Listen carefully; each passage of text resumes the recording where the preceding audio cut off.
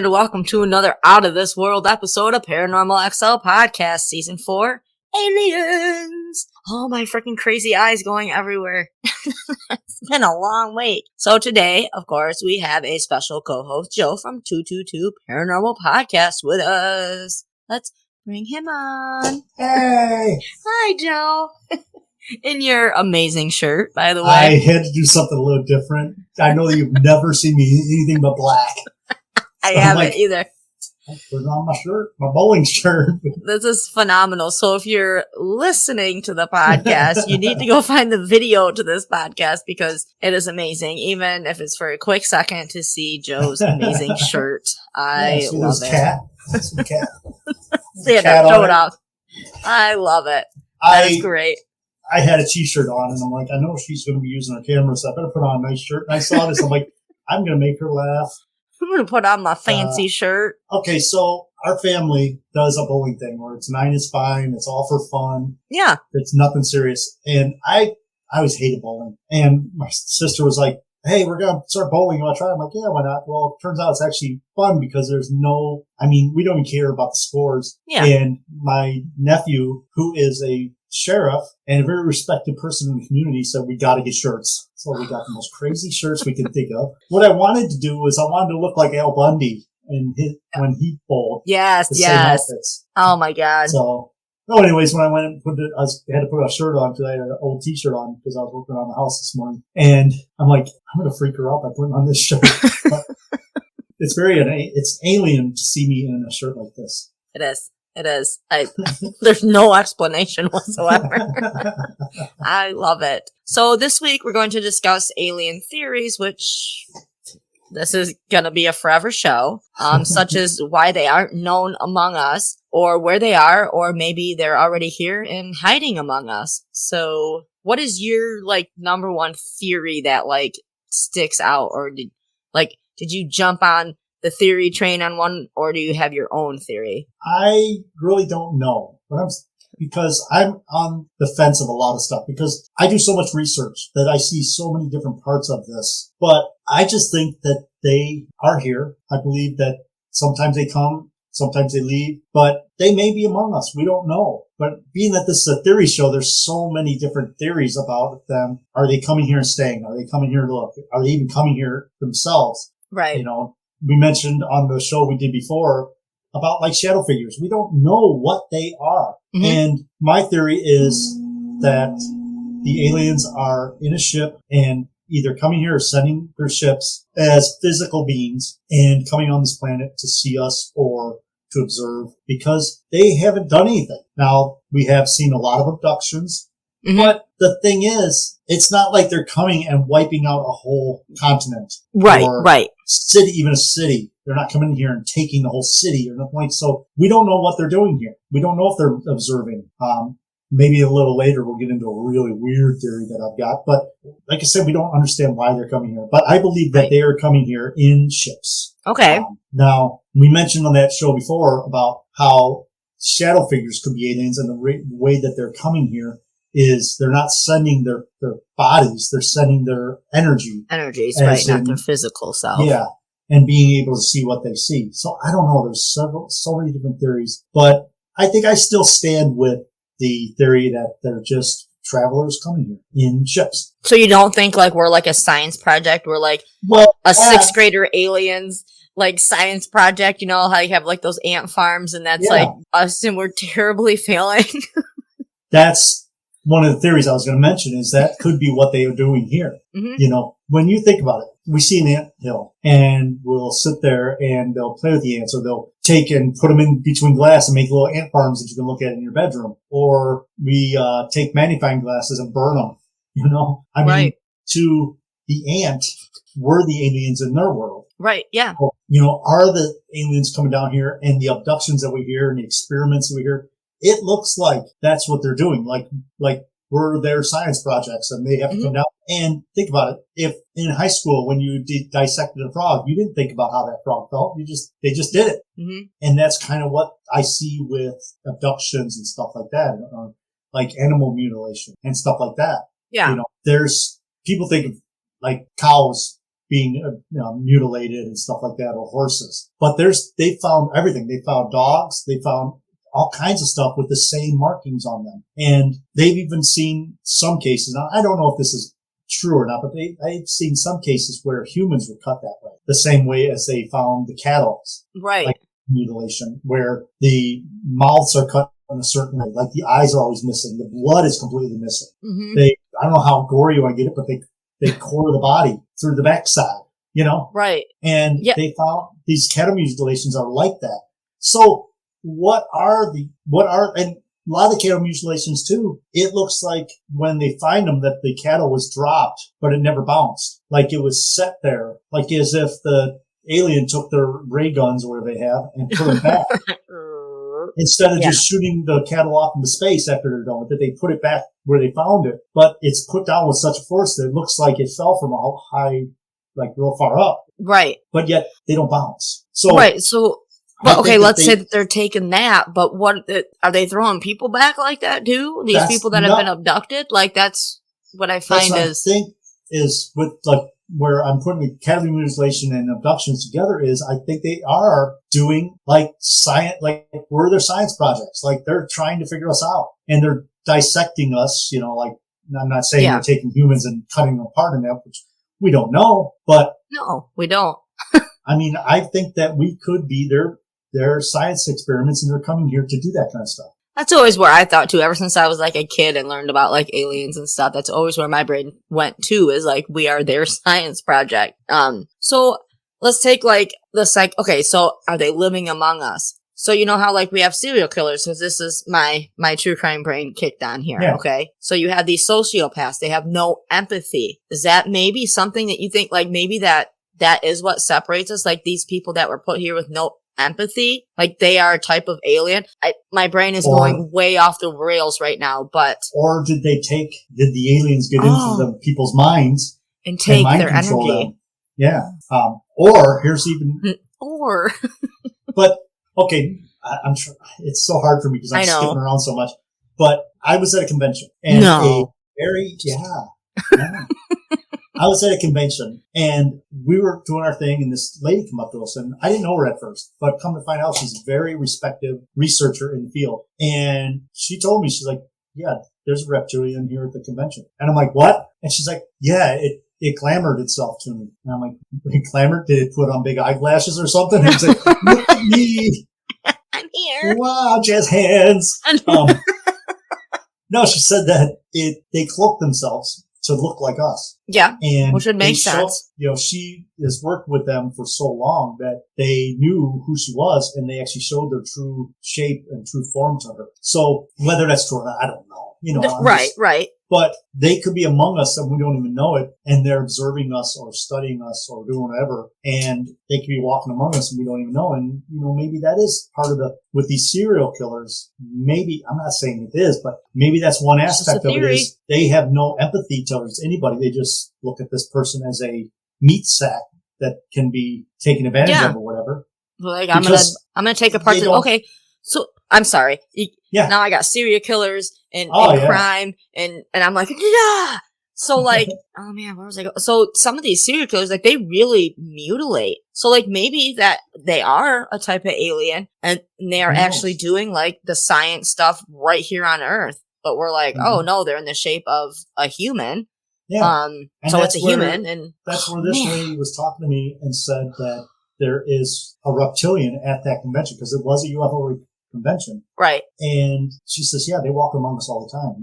We can't tell the difference because they look and act just like us. But they have a way that they cloak themselves to look like us and act like us and talk like us and everything. Absolutely. So here's another theory. Now, I want to talk about the Greys too, but let's talk about different aspects of this theory is how do we know that these aliens, like the tall Greys and the tall blonde ones, I forget the name of them, but anyways, they look like they're from Sweden. They got they got the blonde hair and all that, and even the Greys, or even, I shouldn't say the Greys, because I want to talk about the Greys. And when I mention Greys, I mean the short little ones. Okay. Okay. No, like isn't there tall ones? Aren't they mean? Yeah, like, isn't that? They are. What they've learned from the caves and stuff is that the tall Greys, like those are the serial killers. That's possible. But the people that have been abducted by the Greys say that there's always a tall Grey that does. The little Greys don't do much, but the tall ones do. But let's think about this. How do we know? Now, we've evolved, and we're evolving even more. And if you notice that some people are starting to have bigger eyes and stuff, but how do we know in a million years what we're going to look like? That's true. Okay, so let's just throw this out. We become a space traveling humanoids. Our planet has a lot of gravity. We don't need the gravity anymore, so we lose body mass. Our fingers elongate. Our bodies get skinnier. Our heads get bigger because our brain capacity gets bigger. Yeah. The lower light makes our eyes bigger. We don't need to eat as much because of we're evolving into something that can absorb energy and stuff. So our mouths don't have to be that big. So that right there, and plus, think about this too, is we're not around the sun. We're always out in space, so there's artificial light. Right. So our skin will change color to more of a grayish tone or more of a ash color. Mm-hmm. That right there is describing the tall Greys. Now, let's say that we are those Greys a million years or 1,000 or 10,000 years or a million, whatever. Years from now, we have evolved to that point. Now, let's say that you're an inquisitive Grey and you're sitting around in your house and you're like, I want to see what Gettysburg looked like. I want to see what it looked like when Jesus was around. Yeah. So I'm going to get in my spaceship and I'm going to time travel back. So now you're adding in time travel. So now I'm adding in the theory of the aliens being tourists from the future, coming back to see what's up, what we look like back then. So that's one theory, that they're time traveling tourists and they're coming back to see us. Now that would make sense because they can pick any time in history. So that's true. Yeah. They could go back to 1940 or 1920, back when the airship flap was going on, where all of a sudden you started to see all these airships that looked like balloons flying through the air because we didn't have planes back then, they had balloons. Or you end up having where, like we mentioned on the show that we did before about cave drawings, the people on Earth look and see these beings, so they draw them. Well, how do we know that those beings didn't just come back to see what the cavemen look like? That they have the technology. If the technology is millions years in advance, what's it going to look like? Could they be time travelers? So that's one of the theories. I mean, think about this. I posted on Facebook a picture of the Wright brothers plane taking off. Yeah. And then a picture of the space shuttle. That was only, 60 years or something like that, or even less, or maybe 100 years. I don't know. Yeah. But that's just that short amount of time. I mean, the human race has been around for so long and the universe has been around so long. How do we know that some of these other planets aren't so advanced to where they can do that, where they can or they can either be international or not international, but space travelers. Yeah. I'm definitely not against tourists. It. That's always interested me, that the time travel thing, because you see things obviously on the internet, because the internet knows all of things that people have found in pictures and such of that would make you question a time travel. Time traveler. Yeah. I don't know why I've never put the two and two together as far as to throw aliens or alien tendencies into that. Interesting. Yeah, I just thought of that too. It's, we as a species right now try to look at our past. I think if we had the technology where we could actually go back in time or, go back in time and see what we did back then, we would do it. Man, maybe they have that technology where they can do that. That's true. Obviously they're way ahead of us. Yeah. So this was one of the theories that I looked up. I don't know if you ever heard about it, the dark forest theory. No, I haven't heard that. So I'm going to read off my notes. Okay. Because words, that's I have to prep for my shows.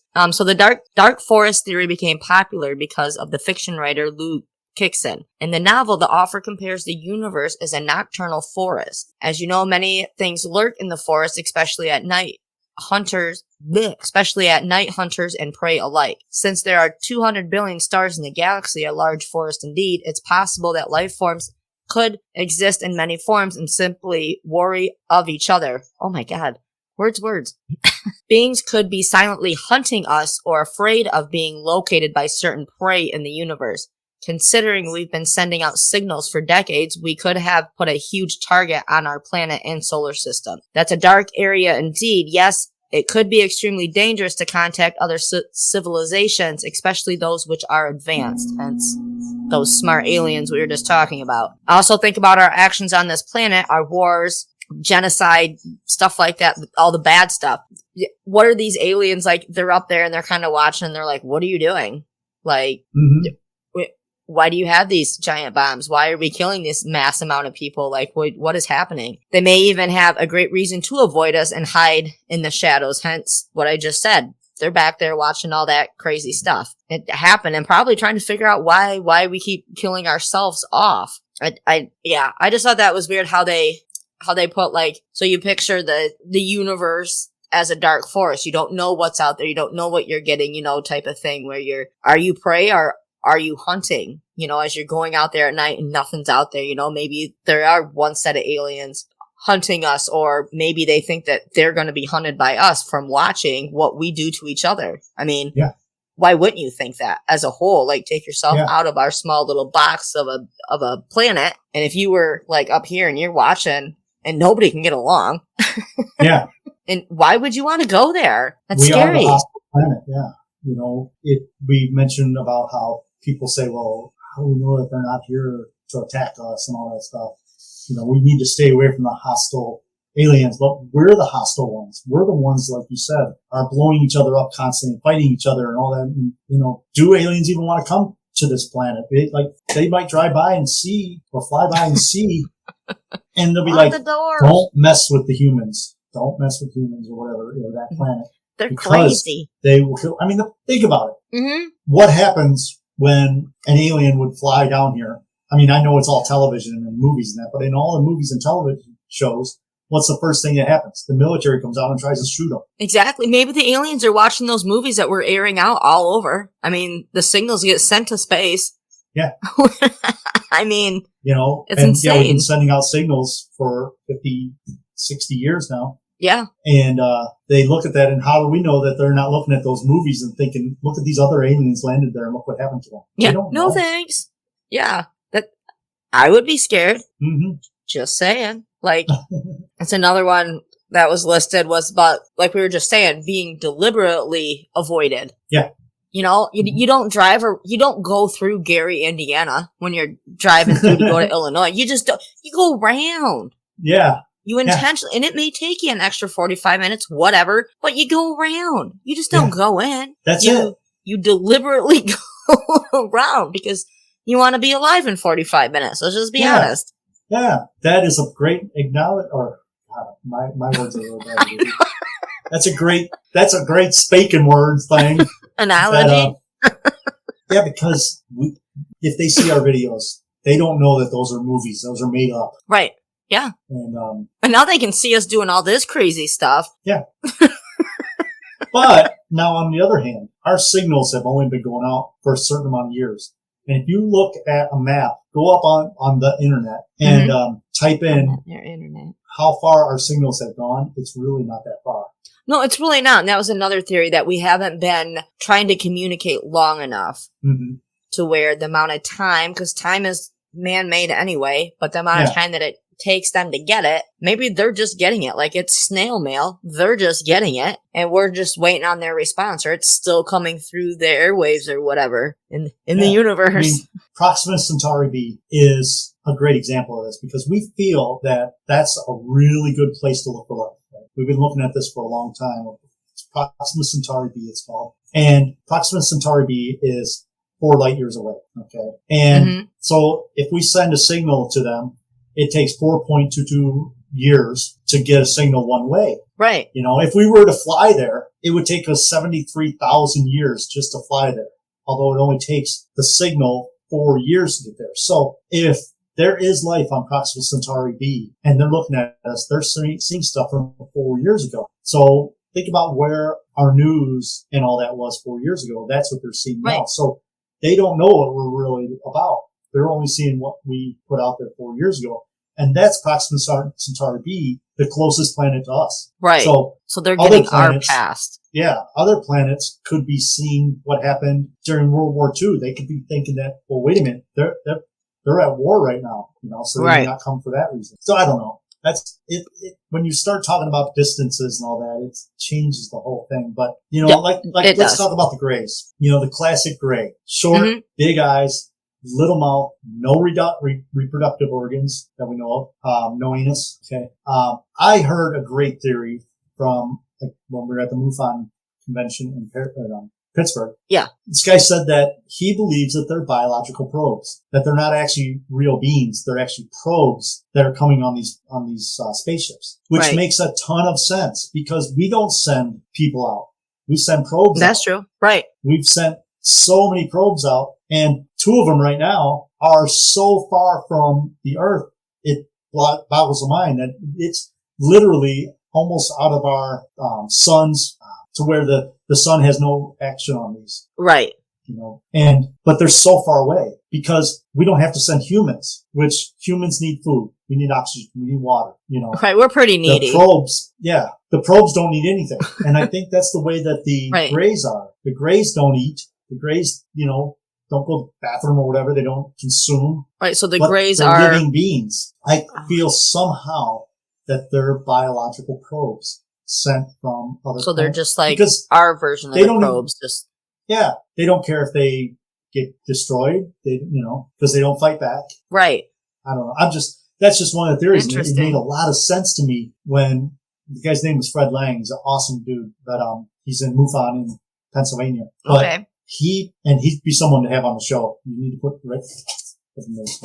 Fred Lang. But anyways.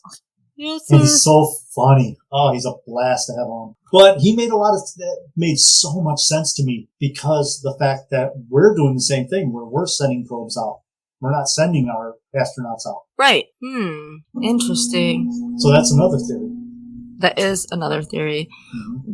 Okay, so we got ET in our DNA. So when they started bringing that stuff out, what are your thoughts on that? Like how they say there's a blood type they say is like, you're supposed to be alien. I just had that wrote down there too. I looked into that. A lot of it is a lot of that blood comes from monkeys. Okay. And that's what that actually, when they say I can't think of the name of the monkeys. But anyways, they're saying that if you have that type of blood, you're an alien. And I'm looking into that. I don't know much about it yet. I did notice that it's the RH negative blood. Yeah. And the reason they call it that is they found that blood is from the rhesus monkeys. And they think, now this is the theory, that the aliens came down and took blood out of the monkeys and to make some of the blood for humans and stuff like that. So I don't know much about it, but I'm digging into that. Yeah. But it's the RH factor because of the rhesus monkeys. And that's the type of blood they have. So I got this. As far as that, I don't know. So what I got here is Francis Crick, along with his colleagues James Watson, are best known for their groundbreaking work discovering the helix shape of the DNA molecule. But Crick had a long and productive career and was fascinated and perplexed by the biochemistry of the origins of life. So the difficulties surrounding this question led him to consider panspermia as any explanation. Crick summarized his position when he wrote, organisms were deliberately transmitted to Earth by intelligent beings on another planet. We conclude that it's possible that life reached the Earth in this way, but that the scientific evidence is inadequate at the present time to say anything about the probability. Transpermia. Yes, thank you. It's where they think that the life actually originated on meteorites or meteors or comets. It kind of crashed because it says it will continue to be a controversial theory for years to come. Because we have so much junk DNA that they don't know what it's used for. There's in our DNA itself. Right. A lot of it is what they call junk DNA, which they have no clue what the DNA is for. And they don't know how it's made or stuff like that. But transpermia is where they feel that the life actually came off of a asteroid impact or a comet impact into the Earth. Which I guess that's not so far-fetched if you think about it, though. I mean, we know how it got here. I mean, I firmly believe, and, we're talking time here. The Earth has only been habitable for a certain amount of time. Right. But other planets are older than ours. Now, this is going to throw us for a long rabbit hole that we're not going to be able to get into on this show. But I still believe that there was life on Mars previous to the Earth. And this goes back to different things that we found on Mars that a lot of people won't admit to, like the face on Mars, the pyramids, the structures that they've seen on Mars, stuff like that. And they're thinking, wow, that's so far out there and all that. But it's really not. If you think about maybe they just, because when the solar system was being formed, Mars was a different temperature than the Earth. The Earth was still molten and all that, but yet Mars could have been habitable and life could have started there and thrived. And then when they had the nuclear war and it blew out all life on Mars. Yeah. And here we are. Because the isotope 158, I believe, or something like that, is the only way that can be made is through a nuclear explosion. And they found on Mars, there's 3 hot spots on Mars where it's still radioactive. Oh, wow. And there's that isotope in the air. And things like the face on Mars. Now, I'll mention that because that's something that everybody has seen. And they've also seen the photos of it where it looks like it's just a mountain to where they pixelated it so much that you can't tell. But how do we know there wasn't life on Mars as a civilization and then they wiped out? And then, nothing's going to last in a million years. The only thing that's going to last is rock. Everything else is just going to completely disappear. Even on Earth. Twinkies. Yeah. and deep fried chickens. But I look at that too. People think, oh, that's so far out there that, life on Mars. And then there might have been. Yeah, that's, again, not so far-fetched when you think about it. If you let your mind be open, why not Mars? I mean, it happened on Earth. Why not? Yeah. And while the Earth cooled to where there was enough time where it cooled down enough to where life could start. Right. Mars is at a different time than us because they're farther away from the sun. Right. They could have had that time where it cooled down and life started and it did its process and then all of a sudden something happened, who knows what. Yeah, but something happened and then all life disappeared on it and then it just sat and just wasted away and now we're here looking at it a million years later. Yeah. And we're seeing things that we think might be structures on Mars and everybody's freaking out saying, oh my God, what? Well, there's pyramids and we got pyramids here. It's not so far-fetched. No. It's when you get into the mind of like science, that's not why. Again, you just got to keep asking why. You may not get the answers, whatever, but don't settle. Exactly. Keep asking why. It's not, again, why couldn't that happen? We've evolved. We made it ourselves so we can live on this planet. We're trying to find another planet for us right now. Yeah. Why couldn't we have done that a million years ago on Mars? And why couldn't it be that the spaceships and the aliens that we see now are just so advanced that they're looking for places to, or they're, like I said earlier, they're just tourists. Who knows? Yeah, passing through. Yeah. But, there's so many theories we could talk about. And, even going back to, like I started mentioning on the other show about the Fermi paradox, Enrique Fermi was sitting there at dinner one night. He said, where are they? And everybody's like, oh, he's like, the aliens, where are they at? Why are they not here? In the amount of time that the universe, as old as the universe is, at our current speed, there should be aliens everywhere. Well, we look into, why are they not here? And there's so many different things, like their planet has too much gravity, it's a water planet, they don't care about space travel. They could be just people that don't care. Or they're in their caveman days, or whatever. Yeah. But there's, if there's one set of aliens, why can't there be a million different types? I mean, we're different being on Earth, we're like, oh, you're European, you're German, you know what I mean? Yeah. So why can't they be from the west side of the universe? And why can't they be, there's more, to me, there would be more than just one. Yeah. And who's to say they aren't the fish living in the bottom of the sea because we can't get down there? Yeah. Maybe they're hanging out with the Decepticons. I don't know. They could be going past the Earth and, we pick them up as a signal going past the Earth going, what's that? We get the signal. Yeah. We get the wow signal because they're going by in their spaceship and they're from the east side of the universe. And exactly the stereo in their spaceship's going, so we don't know. Party spaceship. And the universe is so vast and we're just this tiny, tiny, tiny little speck. Yes. On it. Sort of like the paranormal field. Mm-hmm. There's so many people in the paranormal field, and I'm just a tiny little speck over in the corner, rocking. Oh, me too.